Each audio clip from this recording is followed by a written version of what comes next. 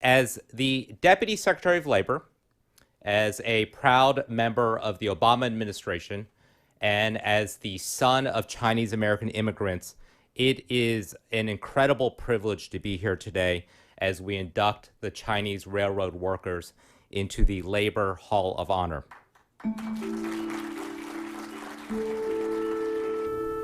I think it's just a wonderful gesture. Very late, but nevertheless, we really need this apology or honor, and I could feel them, feel the ancestors. I could feel them today. I felt pride, a little tearful, and glad. It was time. It was time for the Chinese to be acknowledged and recognized. I almost cried. I had tears well up in my eyes, and I was very reflecting about the circumstances under which they came, how the workers dedicated themselves to doing a good job and suffered and went through the hardships that they did. Growing up, this is not a history I learned in school, and that's a shame. So my hope is that by sharing the history of these 12,000 workers, we can help to repay some of the debt we owe to generations of immigrants who helped build this country. 45 years ago was the Golden Spike Ceremony, centennial, at Promontory Point. My parents, John and Mary Young, were representing the Chinese Historical Society with Thomas Chin and Phil Troy.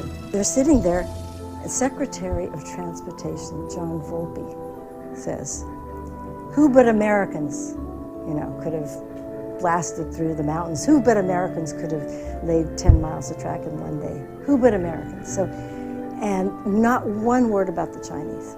And yet their commitment to the work and the sacrifices they made just have not been fully recognized.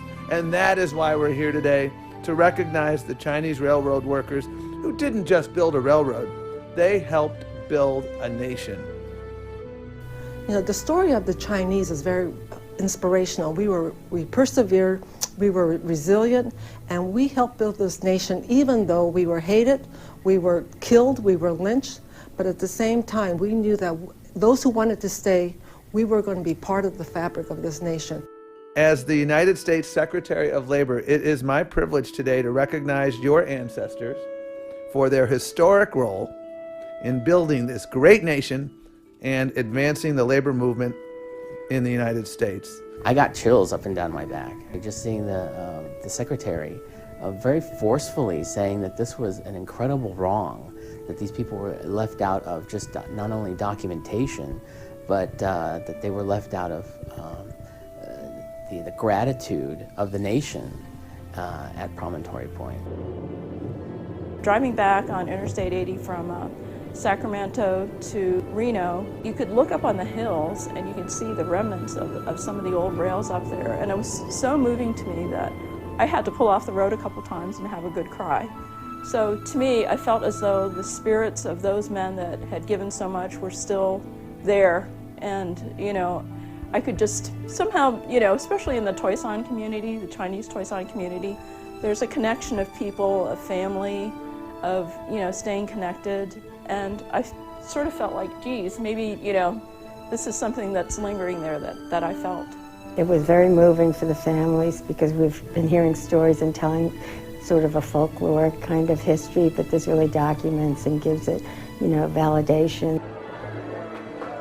Seeing our people recognized by the government is it's wonderful. And I think that for my kids who are, on my side, 7th generation Chinese Americans, and they're 100% Chinese, it for them is a story that they are Americans like everybody else and that their families contributed to building this country. So today we begin to right an old wrong. We extend the much belated thanks of a grateful nation, and we afford these incredible pioneers their well-deserved place in American history.